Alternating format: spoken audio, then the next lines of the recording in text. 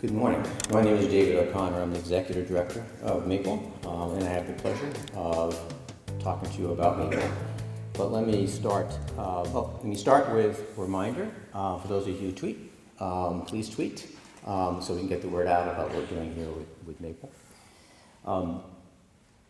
I want to add my welcome to all of you this morning for joining us on this occasion of launching Maple, and I want to start with some thanks. First to the Commissioner for joining us and for helping us launch this important consortium. And second, I want to thank Peter and all his folks here in Natick. My experience has been that hosting these kind of activities ends up taking more time, more resources, more effort than anyone ever predicts. So thank you to all of Natick. Now, I'm the Executive Director of Maple. However, I've only been the Executive Director for 2 weeks, and so I can't take any credit for where we are with Maple. So I want to start by going through the team, the Maple team. You've already met Eileen, the co-founder of the Learn Launch Institute and the driver for our partnership with the department. The Commissioner has introduced his team as well, but certainly Cliff and Jennifer and Ken instrumental in driving forward the vision of what Maple is that I'll be talking about. Beth and Alyssa are our marketing and our operations wizards. I'm not going to ask them to stand, despite the precedent. You see their pictures, they're out there. They are the ones that really helped us pull this together logistically as well as launch our website, which hopefully at this point is live. But last but not least, many of you know Ann Kaufman-Frederick. She is, besides being the Chief Academic Officer for the Institute, she is really the backbone for Maple, and a very strong backbone it is. Now this is a small team, but we have big ambitions, starting with forming a coalition of like-minded, innovative districts in a public and private partnership. And that's really what Maple is. And you can see there our purpose is to catalyze personalized learning, all for the larger purpose of better preparing students for the future. And I'm sure that's a goal that everybody in this room shares. Now, before talking about how we're going to look to catalyze personalized learning here in the Commonwealth, I want to elaborate a bit on our mission. I am, by the way, going to go a little fast here. I'm going to try to catch up our time schedule a little bit so that we're not late for our learning tours, which after all are sort of the meat of the day. So we believe that if we can build public awareness and support for personalized learning, which will require highlighting successes, also demonstrating superior teaching and learning results, and if we can also help connect districts, schools, and educators with professional learning communities, with new digital tools, with strategies around funding, organization, and of course a rich evidence base. That if we can do all that, then we can help to scale personalized learning throughout the Commonwealth, again, to improve performance and engagement. Now, Michael Horn will be talking after me about personalized learning and what it is. There are many definitions, there are many models, and that can be confusing for people. We've identified some elements represented around this hexagon here that we think are critical parts of personalized learning, and hopefully you'll see some of these elements on your tours in the 3 schools today. I want to call out one in particular, though, and that's around technology. We think technology is a critical component because it enables development of personalized learner profiles based on data of what students do, on personalized learning paths. It enables flexibility in learning environments and so much more. But today, we do not have any technology companies or partners represented, and that's intentional, because we don't think that personalized learning starts with technology. It starts with a teacher, and it starts with, hopefully, rebooting Microsoft PowerPoint. Because okay. So while Beth is doing her magic, so it starts with a teacher and making sure we have an environment that enables and supports that teacher to be able to personalize the instruction for his or her students. Thank you.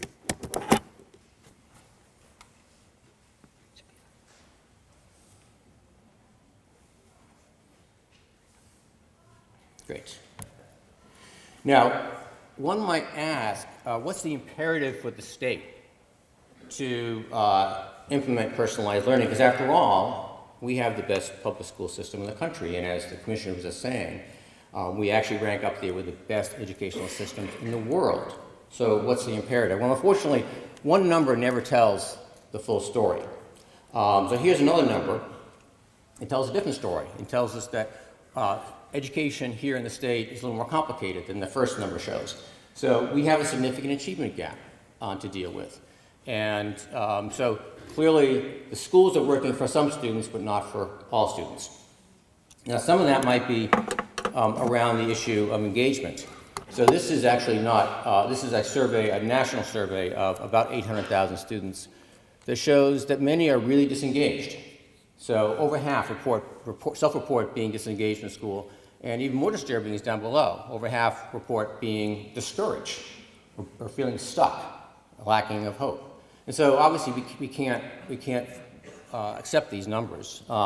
They may overstate the situation here in the Commonwealth, but still there's something to really pay attention to. If you look at the other end of the system, the employers,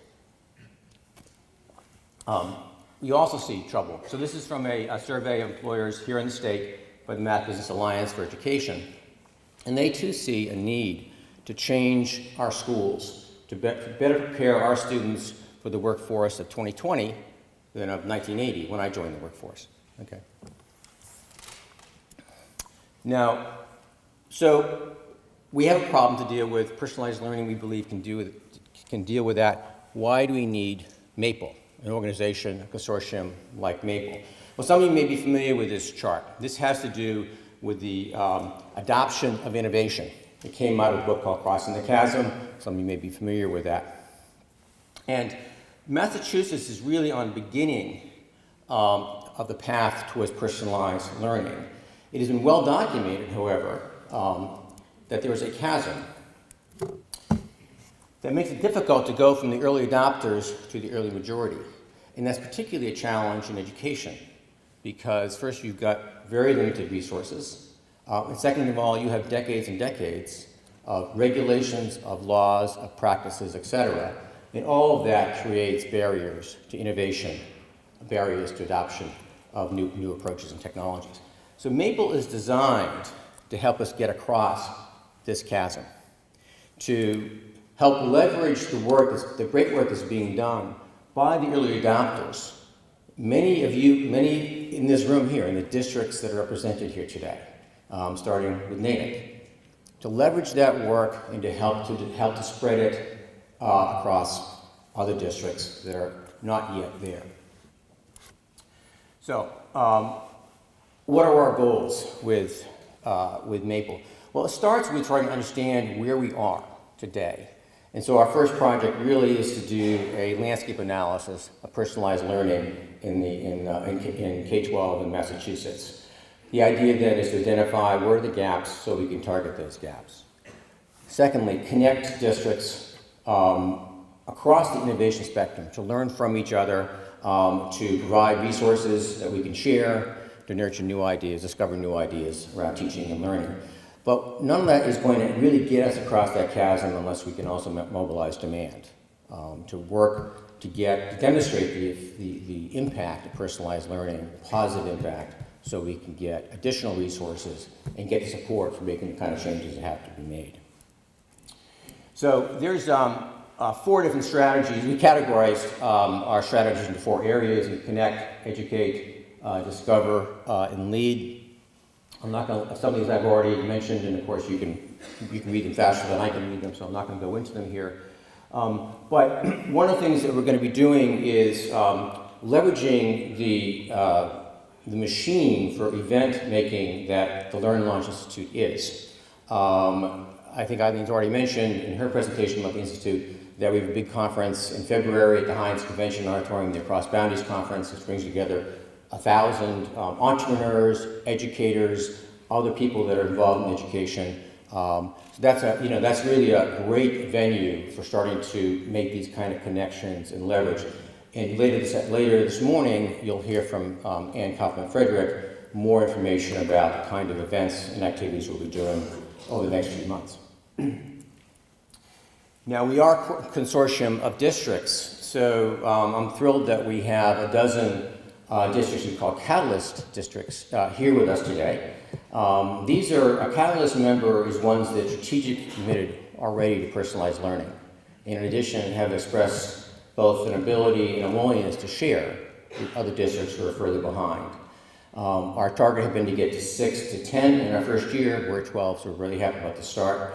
We also have a second category of members, general members, those who are interested in seeing what's working, learning, being part of the learning community, but have not yet made that kind of strategic commitment at district level.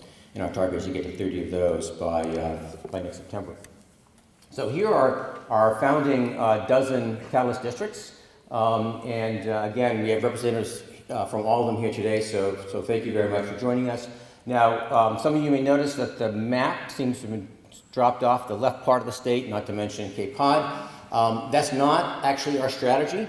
Our hope and our desire is to cover the entire Commonwealth, and I think we do have representatives today from both the West and from the Southeast. So hopefully they will join Maple as well. Now, some of the things that we've heard as we've put together the plans for Maple are some of these kind of questions here around personalized learning, from the very basic, how do you start, issues around teacher training and development, issues around funding, et cetera. So the question you might ask is, well, how are we going to get to this, so some of these things? We're clearly going to be working with experts throughout the Commonwealth, one of whom Michael Hoyne will be hearing from later today, as well as around the country. But we're also planning on partnering with many organizations that are supportive or involved with personalized learning. So I want to give a shout out to a couple of them, starting with our initial funders, the Nellie Mae Education Foundation and the Barr Foundation. Thank you for your support. Obviously, these folks are also thought leaders that we'll be working with. And some of the other organizations we started to work with, the Learning Accelerator is one of them, as well as these organizations, the Massachusetts Association of School Superintendents, MassQ, who sent, I think, a couple of dozen of you here today, the Massachusetts affiliate of ASCD, and I've already mentioned the Mass Business Alliance for Education. In addition, we started to engage with organizations that work directly with schools in the area of personalized learning. So both the Center for Collaborative Education and Future Ready organizations that have missions that are very much aligned and complementary with Maple. We do not have any product providers here today, but these are people that the Institute is very close to, and so we look forward to integrating them into our work as well.